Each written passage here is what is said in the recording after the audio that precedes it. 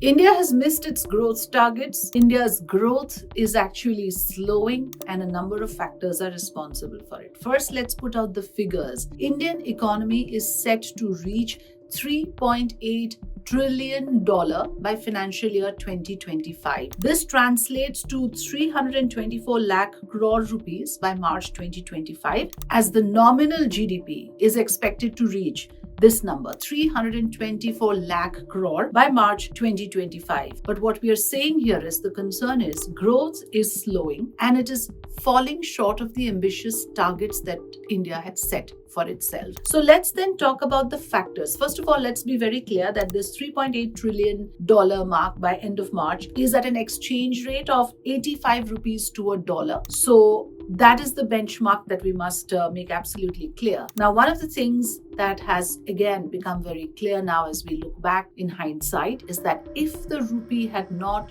weakened from 61 rupees a dollar from the year 2014, we would have been actually reaching a $5.3 trillion economy today. That has not happened, which is why, like I said, our growth has slowed. It has not reached the targets that the country set out for itself. So GDP is one of the primary factors, and gross domestic product, let me explain to our viewers, is a figure that is arrived at as the total monetary value of all the goods and services produced in a country within a certain period of time. So it becomes sort of a snapshot of the country's economy, of how much it is growing, of how much it is producing, and what is the value of that produce. So then let's now talk about the factors which are considered to be responsible for the slowing of the GDP, or the factors that are responsible for GDP growth. Private spending is number one. What has happened to India's private spending? Look at this graphic. What you see is, of course, private spending constitutes 60% of the GDP. It has slowed down and is growing under 5% annually.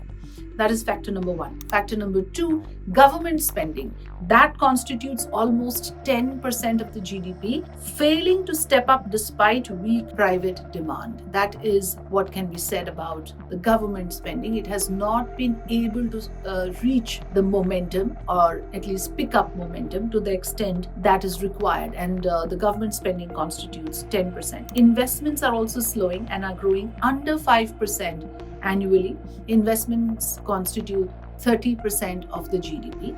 The fourth factor is net exports. So it is still in negative when we look at exports, but it is improving with reduced trade deficits. So these four factors, private spending, government spending, investments, and net exports, are the engines of growth, and all of them are showing a slowdown. All of them are sluggish at the moment. And of course, primary factor being sluggish private consumption, and then the government spending, which has been modest to say the least, and coupled with that comes the declining investments. These are the factors, these are the engines of economic growth, which is not gaining the required momentum. And that seems to be the reason why we have slowed down in our growth figures.